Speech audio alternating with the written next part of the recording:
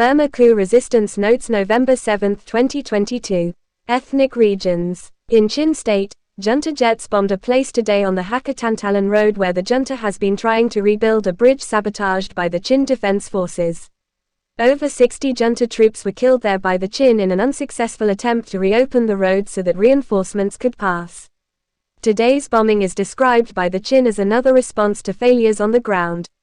Last night an explosion occurred in front of the immigration office in Paran, the heavily militarized, junta-occupied capital of Karen State, on the eve of dictator Min Aung Hlaing's visit for Karen State Day. This is a celebration controlled by the Burma government rather than the Karen ethnic people. Usually it attracts crowds for the traditional Don dancing, food, fair, and other activities. This year it was heavily patrolled by military units on the lookout for resistance activity, with strictly limited access, and now the concern for bombing. Resistance and Karen groups advised the public to avoid the sham celebration. Attendance was muted and consisted only junta supporters, most of them not Karen people. In Hakha-Htantalan district of Hakha-Htantalan region on Burmese maps, a PDF in Bokpayan township attacked a column of 15 junta troops yesterday, blowing up and shooting most of them and capturing weapons. However, 3 PDF soldiers were wounded, 1 critically. In Arakan state, urban guerrillas shot a junta official in a restaurant in the capital Sitwe last night. He later died in the hospital.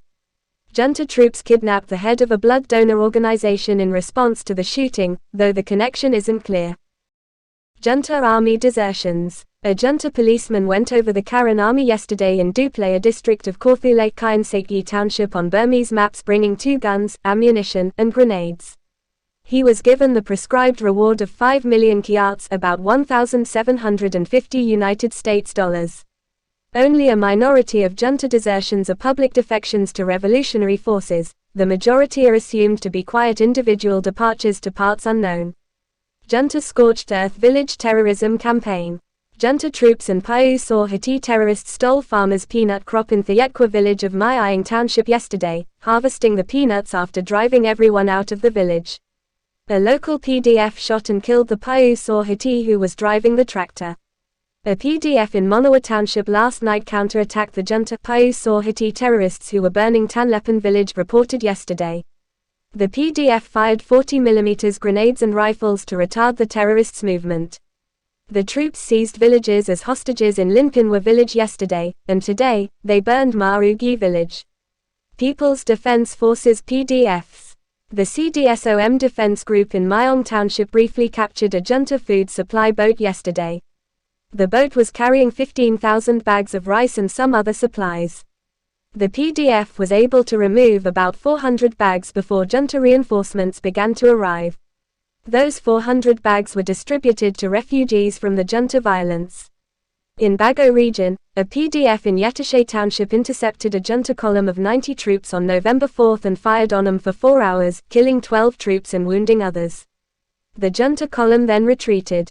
In Zagaring region, PDFs in Myanmar town fired grenades at troops guarding the junta-owned Myanmar Economic Bank yesterday, killing 3 of them. In Yinmapan township, a big junta wedding had to be converted to a small, secret ceremony after a PDF fired locally manufactured mortars at its location. The groom is an army officer, the bride is a police officer of the junta.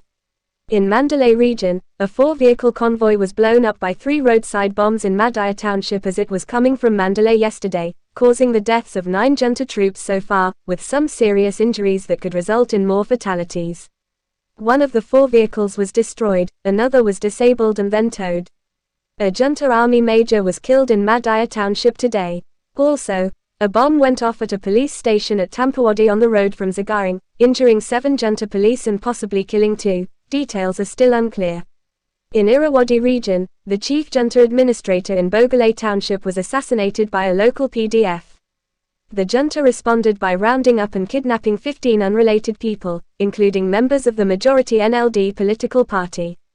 Urban warfare. Life in cities is getting increasingly dangerous due to uncontrolled crime. Murders, muggings, assaults, burglaries, rapes, and other crimes go uninvestigated and unpunished in cities, because the police are preoccupied with protecting themselves against revolutionary forces and are just as likely to perpetrate these crimes themselves.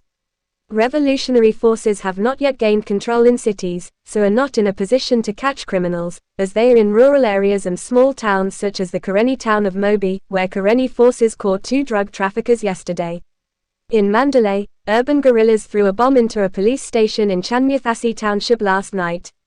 An ambulance arrived later, suggesting that there were junta casualties.